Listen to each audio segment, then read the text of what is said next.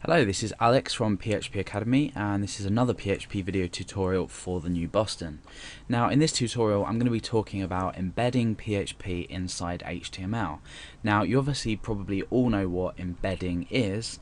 It's just putting something within something, embedding it inside. So if I was to set up my PHP document, and let's just use the example of, let's say, outputting hello world. Now if we come into our browser and refresh this, we can see that we produced with the text hello world. This is a pretty standard example and nothing's changed since my more basic tutorials. So how about if we want to, let's say, actually embed some text inside, for example, an input text box. Now I'm going to get rid of this and I'm going to start typing an input tag, and I'm going to give it the type of text, and we'll just say the value of hello. So what this is going to produce, I'm not using any HTML tags just to keep things simple. Obviously you would set your page out properly.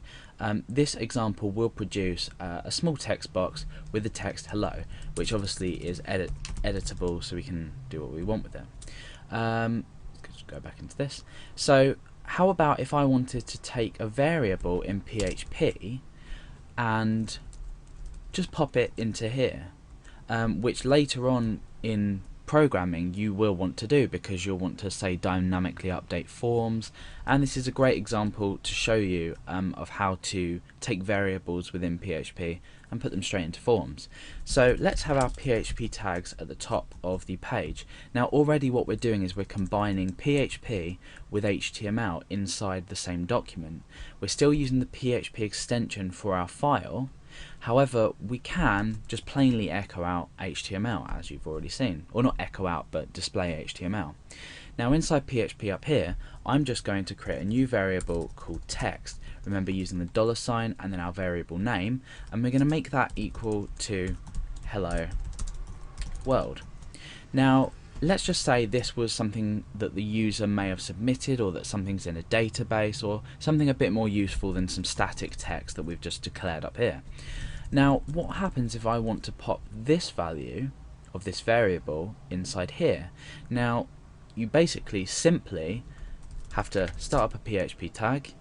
You can end your PHP tag just so you're ready to fill in your content, and all you need to do is you need to echo out the variable, remembering your line terminator. Because PHP code is processed on a one-line basis, it doesn't incorporate different lines necessarily when it's processed as a whole. So by doing this all in one line, you're still producing the same effect as if you were to do this.